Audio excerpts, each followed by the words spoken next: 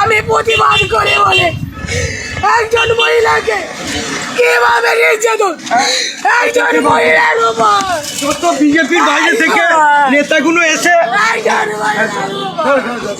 আমার কাজ আমার এখানে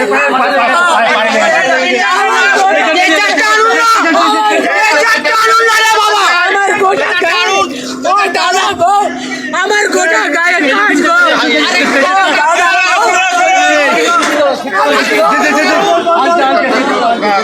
আমার গোটা শরীরে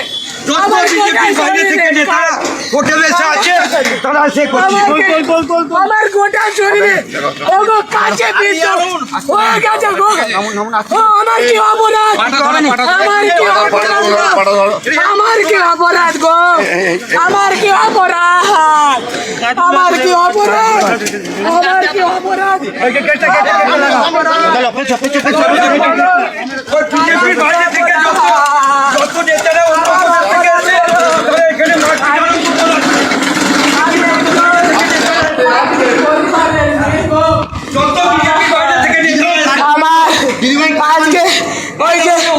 দাদা আজকে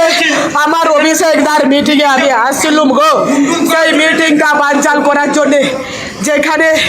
নির্বাচনী কার্যালয় হয়েছে গোঘাটে নির্বাচনী কার্যালয় প্রশান্ত দিগারের নির্বাচনী কার্যালয়ের সামনে বন্দুক গোলা বারুদ বড় বড় ইট কাঠ পাথর এসে গাড়িটাকে সামনে দাঁড় করিয়ে দিয়ে একবারে অহেতুক একটা বিজেপির গাড়িকে তারা সামনে গাড়িটা একটা গাড়িকে বিজেপির আর একটা গাড়ি ছিল সামনেতে আমাকে আটকে দিল বিজেপির গাড়িটাকে গোঘাটে যেখানে নির্বাচনী কার্যালয় হয়েছে গোঘাটে নির্বাচনী কার্যালয় প্রশান্ত দিগারের সামনে সেই ওখানে নির্বাচনী কার্যালয়ের সামনে প্রথমে একটা বিজেপির গাড়ি আছে তাকে দিয়ে সামনেটা আটকে দিয়েছে দিয়ে সাইড করে এসে গাড়িটাকে বলছে দাঁড় করাও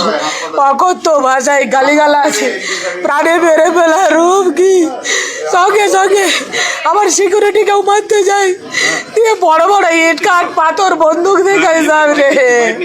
দিয়ে না তৃণমূল কংগ্রেসের কর্মীবৃন্দদের গলার কণ্ঠনালী কেটে দিল তৃণমূল কংগ্রেসের কর্মীবৃন্দরা আর মানবে না মাটি ছাড়বে না নাকি মারধর করেছেন তাদের মিছিলের উপরে আমি গোঘাটের বুকে মারধর করেছে কে মারধর করেছে আজকে আপনারা যান বর্মাতে মুসলিম মহিলাদিকে নিয়ে ঘর থেকে টেনে টেনে কেন্দ্র বাহিনীর সহযোগিতায় তাদেরকে মারধর করছে আমি বাড়ি থেকে বেরিয়ে এসে বাড়ি থেকে আমি আসছিলাম অভিষেকদার আমার যে আজকে আরামবাগে প্রোগ্রাম আছে আমার কর্মী সমর্থকরা বললো তুমি একটু তাড়াতাড়ি ঢুকো আমি একটু তাড়াতাড়ি আসছিলাম সেইখানে অ্যাটাক করে দেখুন গোটা গায়ে আমার একদম গোটা গায়ে